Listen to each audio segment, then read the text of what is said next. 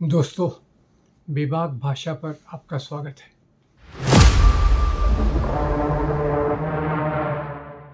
इस हमारी श्रृंखला डिकोडिंग आरएसएस में आज हम बात करेंगे आरएसएस के विस्तार की, जो विदेशों में वो कर रहा है, और इसके लिए जो वो कैंपेनिंग कर रहा है, लॉबिंग कर रहा है, दूसरे लोगों को हायर कर रहा है अपनी छवि बनाने के लिए, उसके बारे में। अभी-अभी बहुत सारे यूट्यूबर्स ने अपने चैनल्स पर इस बात को बताया कि आरएसएस ने यूनाइटेड स्टेट्स ऑफ अमेरिका में एक एजेंसी को हायर किया है, एजेंसी को किराए पर लिया है, और उन्हें वो अब तक 3 साल के एक भाग में 3/4 भाग में वो $3,30,000 उनको दे सके हैं, उन्होंने दिया है। अब आरएसएस के स्पोक्सपर्सन जो उनके प्रवक्ता हैं, आम्बेकर, उन्होंने इस बात से इनकार किया है। पर ये बात कई वेबसाइट्स पे, कंपनियों की वेबसाइट्स पे और यूएस सीनेट की वेबसाइट पे है, क्योंकि यूएस में, अमेरिका में ये कानून बहुत कड़क है कि अगर कोई विदेशी फंड आता है तो उसका सोर्स और वो सब क्लियर होना चाहिए। तो ये बात तो साबित हो गई ये वेबसाइट से कि आरएसएस ने ये पैसा इस एजेंसी को दिया है, जिसका नाम है स्क्वायर पैटर्न बॉक्स, और इसका काम है इसका इमेज अमेरिका में अच्छा करना। अब ये मज़े की बात है कि ये जो एजेंसी आरएसएस का इमेज बनाने के लिए काम कर रही है, यही एजेंसी पाकिस्तान का इमेज बनाने के लिए भी काम कर रही है। उनकी एक अच्छी छवि का निर्माण करने के लिए ये अमेरिका में काम कर रहे हैं। अब पहला सवाल ये उठता है कि आरएसएस ने ये पैसा कहाँ से दिया? क्योंकि आरएसएस तो एक जैसे प्रधानमंत्री जी ने कहा, सबसे बड़ा एनजीओ है, और भागवत जी ने कहा ये रजिस्टर्ड नहीं है, और ये जो चलता है, इनके जो गुरु दक्षिणा आती है दशहरे के दिन, इनके सब स्वयंसेवक प्रचारक इनको गुरु दक्षिणा देते हैं, उससे ये आता है। अब गुरु दक्षिणा से जो इनकम होती है, उसके बारे में सवाल उठाए गए थे कि इस पे इनकम टैक्स लगना चाहिए, पर एक ट्रिब्यूनल ने बहुत सहानुभूतिपूर्ण इनका केस देखा और कहा क्योंकि ये एक अच्छे इरादे से गुरु को दिया हुआ एक गिफ्ट है, गुरु को दिया हुआ एक सम्मान है, तो इसके लिए इस पे इनकम टैक्स नहीं लगाया जाना चाहिए। अगर ऐसी बात है तो अमेरिका में उन एजेंसियों को ये $3,30,000 किसने दिए? ये पहला सवाल है।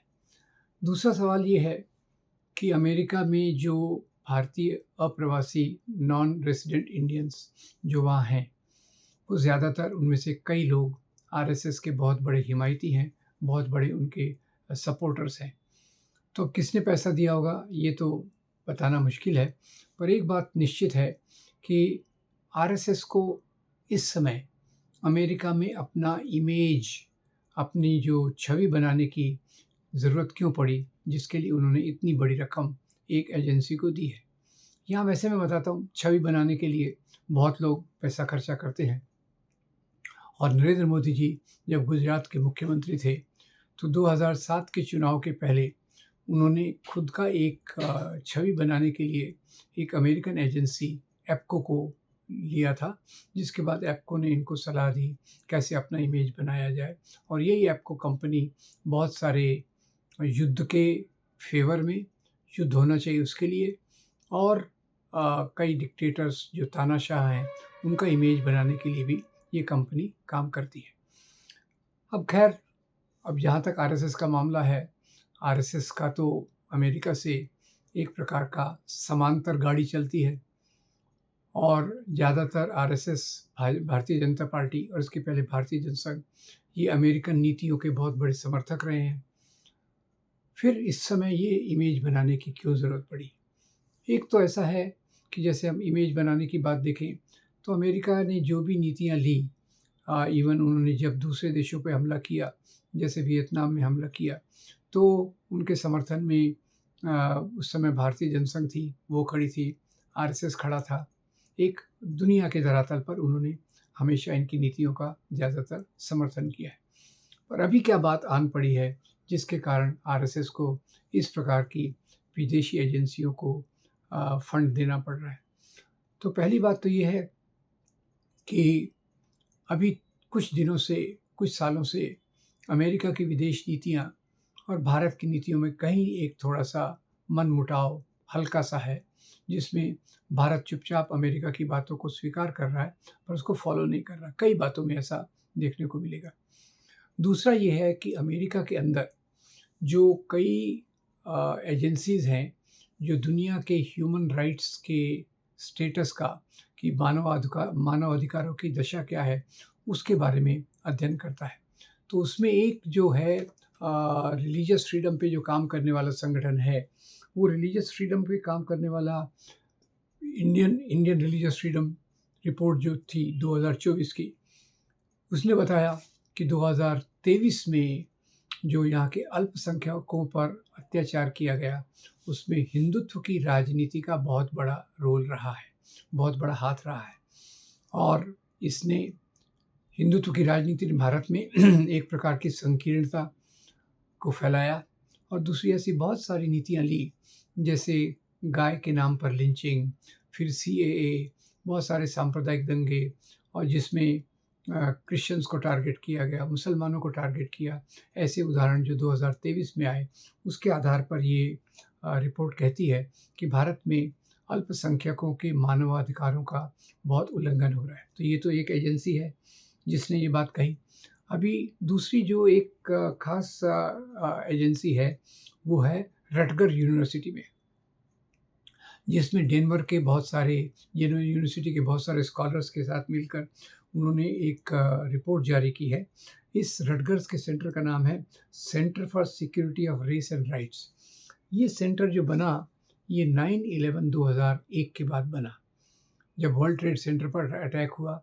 उसके बाद दुनिया भर में इस्लामोफोबिया तेज किया गया, अमेरिकन मीडिया के माध्यम से, दूसरे देशों के मीडिया के माध्यम से, और उसके कारण उसकी मॉनिटरिंग करने के लिए कि किस प्रकार से मुसलमानों को, अरबों को, अरब के लोगों को किस प्रकार से प्रताड़ित किया जा रहा है इस इस्लामोफोबिया के कारण, इसका ये मॉनिटरिंग करती है। और इसकी रिपोर्ट के अनुसार भी भारत में जो अभी हो रहा है हिंदुत्व की राजनीति के द्वारा, वो अल्पसंख्यकों के लिए बहुत तकलीफ़ देने वाला है, अल्पसंख्यकों को हाशिए पे धकेलने वाला है, ये रिपोर्ट आई है। तो एक बात तो लगती है कि आरएसएस जो इतना बड़ा पैसा खर्चा कर रही है खुद की छवि को बनाने के लिए, उसके पीछे कहीं तो भी इस प्रकार की रिपोर्ट्स का हाथ है, जो अमेरिका में काम कर रही हैं। और अमेरिका की जो पब्लिक स्पेस है, अमेरिका के पब्लिक स्पेस में इस प्रकार की बातों के आधार पे आरएसएस का कच्चा चिट्ठा उन्हें दिख रहा है। तो इसको न्यूट्रलाइज़ करने के लिए, इसका विरोध करने के लिए आरएसएस ने ये किया होगा, ये एक बात है। दूसरा ये भी बता दूँ, इन रिपोर्ट्स में जो रटगर यूनिवर्सिटी के हैं, वो बताते हैं कि इनके जो संगठन हैं, आरएसएस के जो मातहत संगठन हैं, मातहत मतलब जो आरएसएस विदेशों में 40 देशों में काम करता है, और वो हिंदू स्वयं सेवक संघ के नाम से करता है। ऐसे ही इनका विश्व हिंदू परिषद ऑफ अमेरिका ये भी करता है।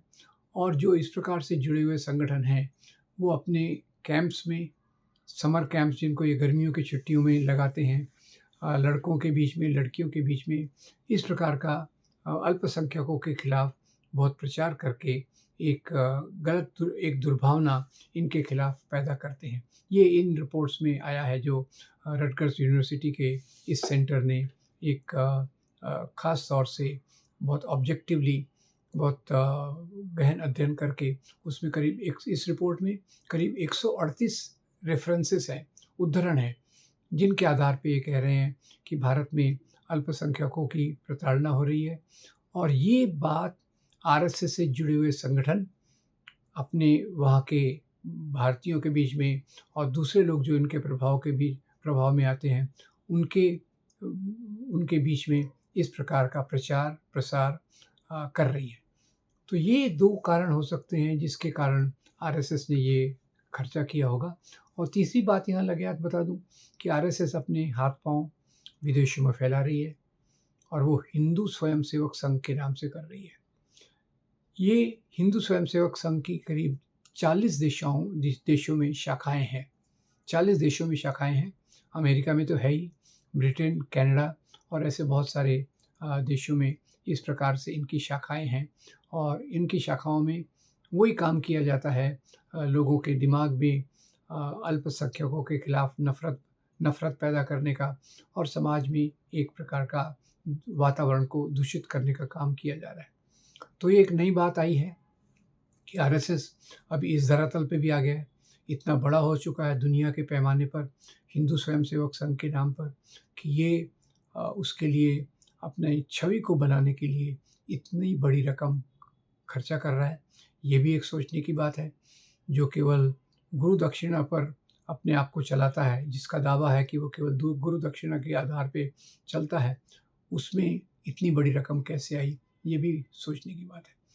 तो हम उम्मीद करते हैं कि ये जो रिपोर्ट्स रटगर्स यूनिवर्सिटी की हैं, इंडियन रिलीजियस फ्रीडम रिपोर्ट में है, उसको हम गहराई से अध्ययन करेंगे और दुनिया में एक ऐसा वातावरण बनाने की कोशिश करेंगे, जहाँ धर्म के नाम पर, क्षेत्रीयता के नाम पर नफ़रत ना हो और ऐसी नीतियाँ ना बनाई जाएँ, जैसे सीएए की है, गाय के ऊपर गाय की हत्या पर है, बीफ एक्सपोर्ट तो खैर बढ़ ही रहा है, पर गाय के आधार पे जिस प्रकार से हत्याएँ की जाती हैं, लव जिहाद के नाम से जिस प्रकार से प्रताड़ना दी जाती है, उसके विरोध में हम अपनी राय को ज़ाहिर करें और ऐसे संगठन जो इस प्रकार से नफ़रत फैलाने का काम करते हैं, उनका पूरा विरोध करते हैं।